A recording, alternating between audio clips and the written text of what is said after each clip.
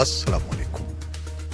पाकिस्तान में इस शाम के 7, भारत में 7:30 और यहाँ हमारे स्टूडियोज की घड़ियों में सुबह के 10 बज रहे हैं। वॉइस ऑफ अमेरिका वाशिंगटन की उर्दू सर्विस से हमारी बाकायदा नशरियात का आगाज होता है।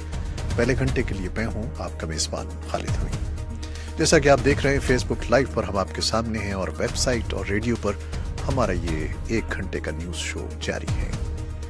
तो आगाज करते हैं पहले आज की अहम खबरों की सुर्खियों से।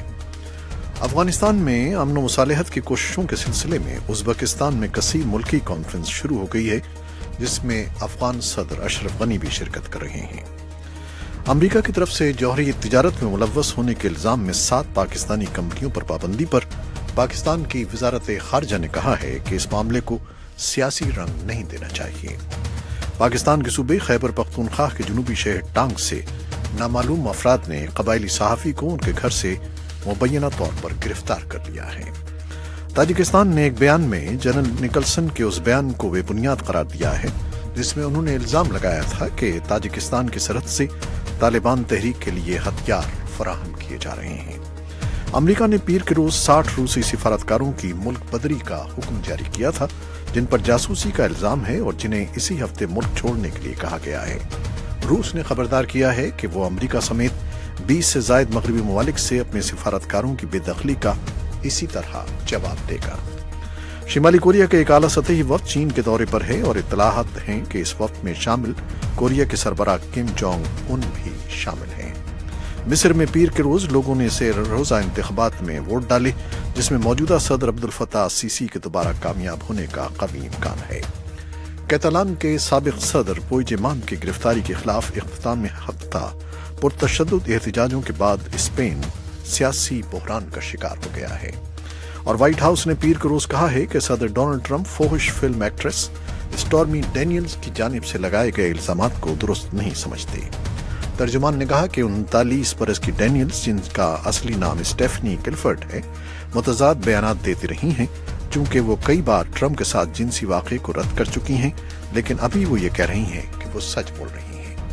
ये थी शह सुर्खियां और तफसील कुछ देर के बाद।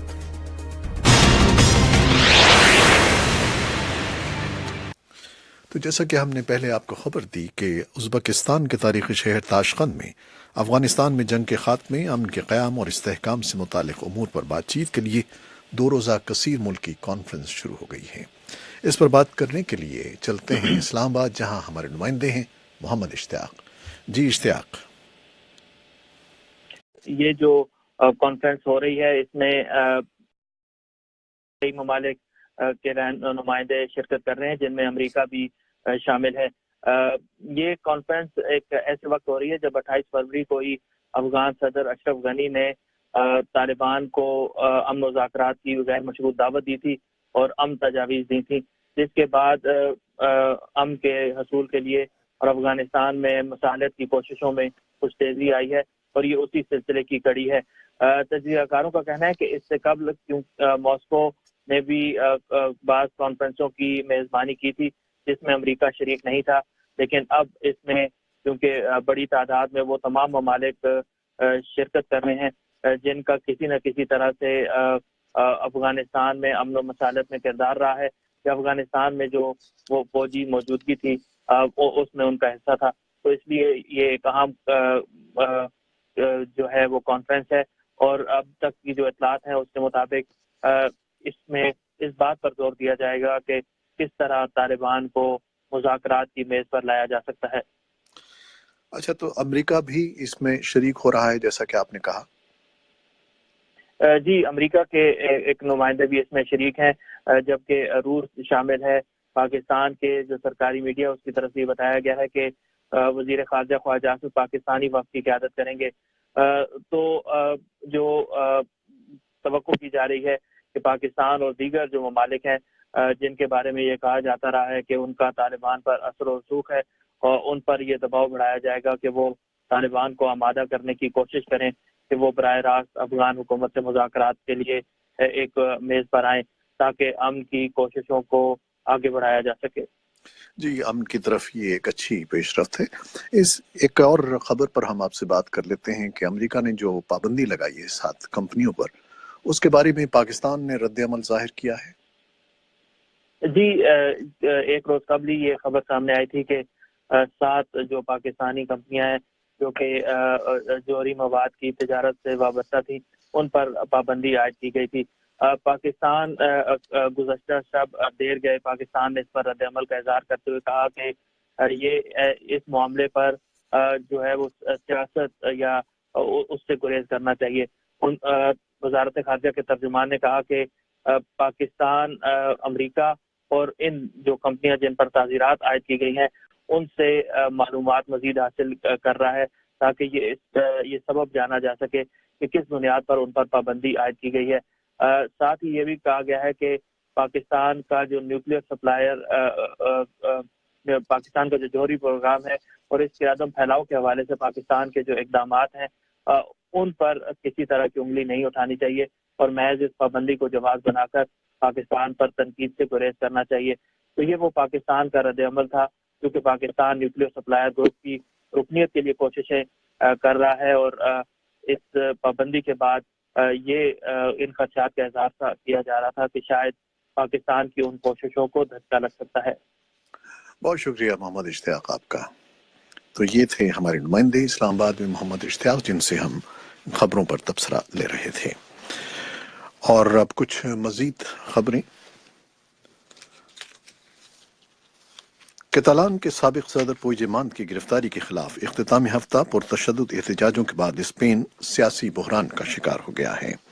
55 سالہ لیڈر کو جرمن ڈنمارک سرحد پر اتوار کے روز گرفتار کر لیا گیا تھا۔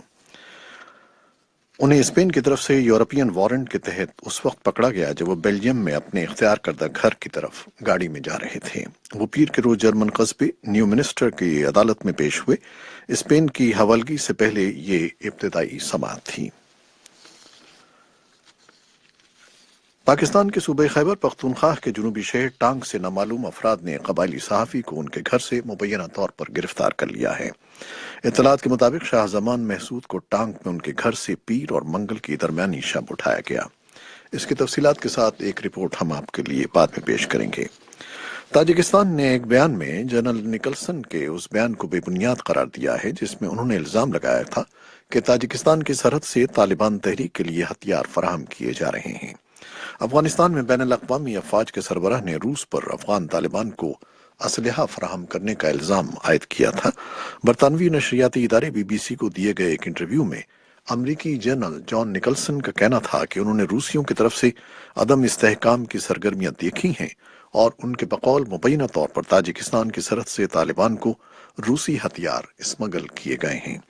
تاجکستان کا کہنا تھا کہ یہ بیان انتہائی قابل افسوس ہے اور ان کے ملک نے کبھی بھی طالبان تحریک کو جائز قرار نہیں دیا اور وہ افغان تنازع کے پرامن حل کا حامی ہے۔ امریکہ نے پیر کے روز 60 روسی سفارتکاروں کی ملک بدری کا حکم جاری کیا ہے جن پر جاسوسی کا الزام ہے اور جنہیں اسی ہفتے ملک چھوڑنے کے لیے کہا گیا ہے۔ 1 درجن کے قریب اتحادی ملکوں نے جن میں فرانس، جرمنی اور پولینڈ شامل ہیں 4 مارچ کو برطانیہ کے شہر سالسبری میں ایک سابق روسی ڈبل ایجنٹ اور ان کی بیٹی پر اعصابی حملہ کرنے پر اس قسم کے احکامات جاری کیے ہیں۔ اس اقدام کے علاوہ امریکہ نے ملک میں روسی قونصل خانہ بند کر دیا ہے۔ امریکی محکمہ خارجہ کے مطابق یہ اقدام روس کی جانب سے کیمیائی معاہدوں اور بین الاقوامی قانون کے اشتعال انگیزی پر مبنی خلاف ورزی پر کیا گیا ہے۔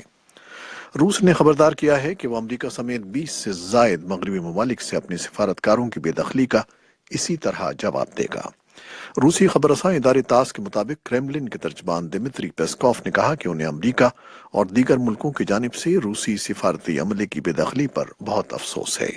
ترجمان نے کہا کہ روس کی وزارت خارجہ صورتحال کا جائزہ لے رہی ہے جس کے بعد وہ صدر ولادیمیر پوٹن کو جوابی اقدامات تجویز کرے گی۔ شمالی کوریا کا ایک اعلیٰ سطحی وفد چین کے دورے پر ہے اور اطلاعات ہیں کہ اس وقت میں شامل کوریا کے سربراہ کم جونگ ان بھی شامل ہیں۔